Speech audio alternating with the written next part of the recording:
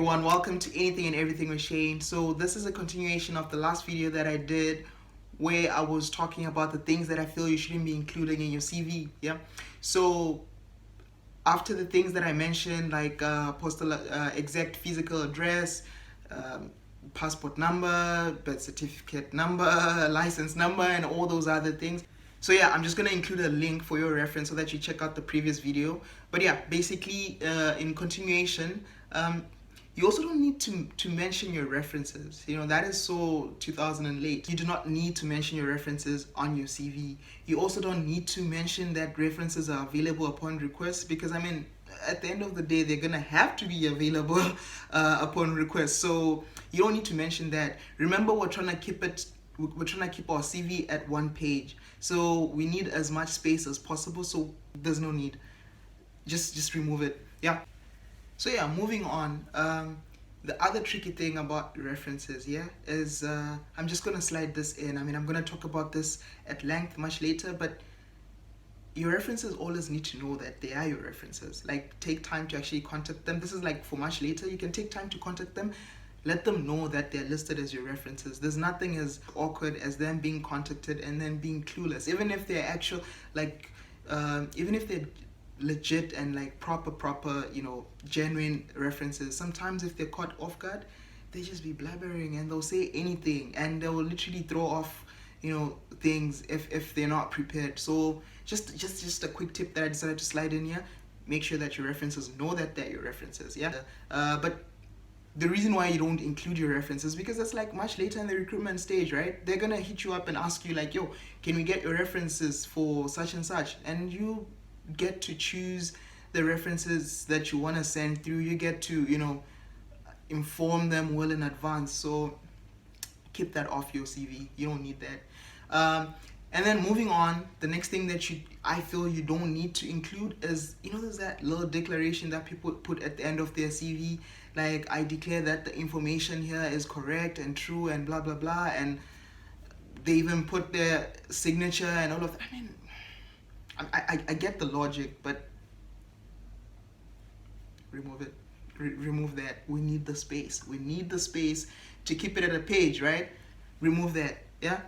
And then moving on, there's things that I mean, this is gonna depend on the field that you're going into. So you need to take this one with a grain of salt.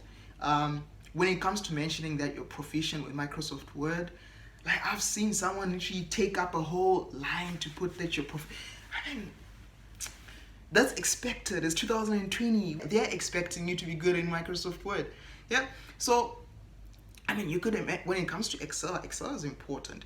Oh yeah, quick tip, guys, learn how to use Excel. You know, you could, you know, just, I don't know, find a way to summarize that, because Microsoft Word, I mean, you're supposed to know how to use Microsoft Word, you get me? So that's also one of those things where I'm just like, yeah. So moving on, I've seen tables on your CV. No, just no. Like, for what? Seen a table with like mathematics A, chemistry B, biology C. Why are you putting that? Like, if anything, you could put that you passed with distinctions, or, you know, you could summarize, put it in one line. Like, you could put it, you know, if your grades are relevant, if your high school grades are relevant, if your university grades are relevant, like in terms of the actual grade. I mean, for university, obviously, it works in your favor to mention how well you passed, depending on how well you actually passed. In some cases, it's better to just put the degree and leave it at that, you know. But then when it comes to like high school, just, okay, if you must, you could mention how many UCAS points you got. You could, you know, put maybe mathematics A, chemistry B, all in one tiny line, and just a small summary. And maybe, because sometimes it's really relevant. Like, I think about a year ago or 2 years ago, I came across a role that required an A star for A level, an A star, if I'm not mistaken, something like that, for A level mathematics. So which I found a bit, you know, like, what? but then in situations like that you can mention it because it's relevant. Yeah. So also, I mean, certain things you can do away with, so many things, because they're not really relevant to the role. So just try to remove, when you're tailoring your CV for a particular role, remove some of these things. And then when you're making your generic standard CV, then